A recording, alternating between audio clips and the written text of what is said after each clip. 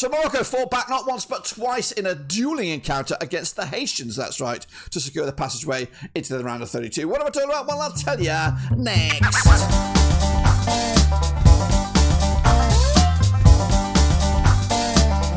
That's right, folks, back once again with another video. Today we take a look at the Group C match between Morocco and Haiti. My oh my, what game did we have? Of course, goals galore. I'll talk about that and much more in just a second. If you know where you've been, smash your subscribe. You want some for Blackburn Rovers World Cup reviews, that's right. And of course, we had an absolute banger of a game.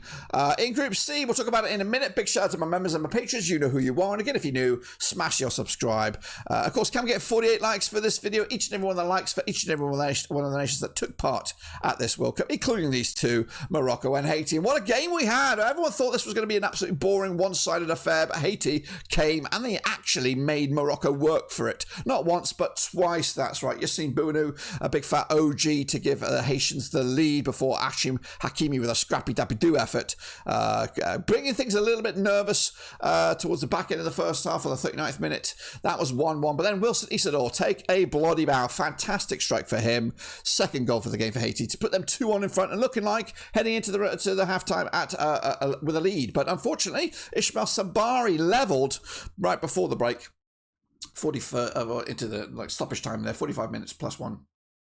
To make it 2-2. And then I thought, yeah, you know what? That's probably the best we're going to get for in this game. But no, Morocco thought, you know what? We cannot go out with a fizzle here. Or we cannot go into the round 32 with a dull blade. We need to show the world that what we're all about. And yes, Morocco did do that, adding a couple goals. Soufim Rami as well, chipping in on the 78th minute, with Jissam Yassine on the 89th minute to put their dominance into full effect and 3 points. And you know, I was worried here at one point for this Moroccan setup here. I thought, you know what, they're going to struggle in the round 32, but they got goals. They showed some class. They showed some quality by coming back into this game, not once but twice. So kudos to them, Haiti. Better than they're given count for here. I know they're going to walk away here with no points, but they scored a couple goals here. They made a couple of teams sweat, including Scotland, which is not a challenge at the moment. But kudos to them. They'll bow out with their heads held high, and they've done themselves and the CONCACAF no harm in their efforts here. So 22 shots though for Moroccans, 9 for Haiti, and of course possession was in favour of La Maroc, if that's what they say. Quick look at the personnel then involved for this game and a 4-2 win over at the Mercedes-Benz Stadium in Atlanta.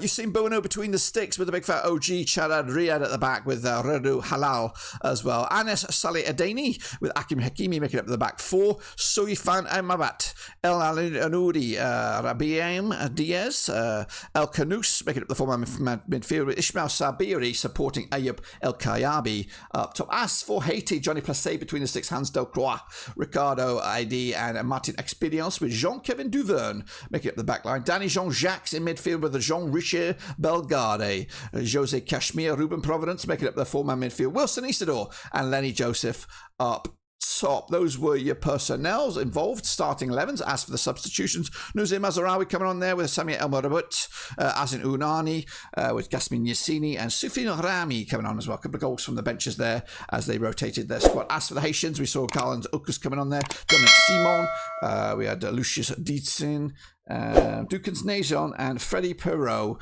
coming on, but ultimately couldn't crack open or get any more goals to boost their chances of getting a surprise point or more at this match. Of course, performance-wise, El Kanous with an 8.7 standout there for the Moroccans. Never say die attitude from him. As for Haiti, Isidore with 7.7, not too shabby. And of course, Johnny Placide being busy in between the sticks to try and deny Morocco these points. 6.98 on average for Morocco, 6.41 for that of Haiti. And as you can see, here's a sea of green with a couple of little flirting moments, even a goal against the run of play right here, right now for the Haitians when you see it. Same. This one was a little bit of pressure.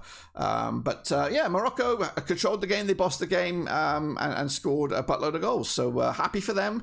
And they do roll into the round 32 with a bit of momentum, but unfortunately couldn't dethrone the Brazilians from number one spot. Henry says, very important and impressive performance you put out. You really reshaping the face of African football, and we are happy for you. Dividend Trucking says, a great comeback from Morocco, resilient as always. Knockouts incoming.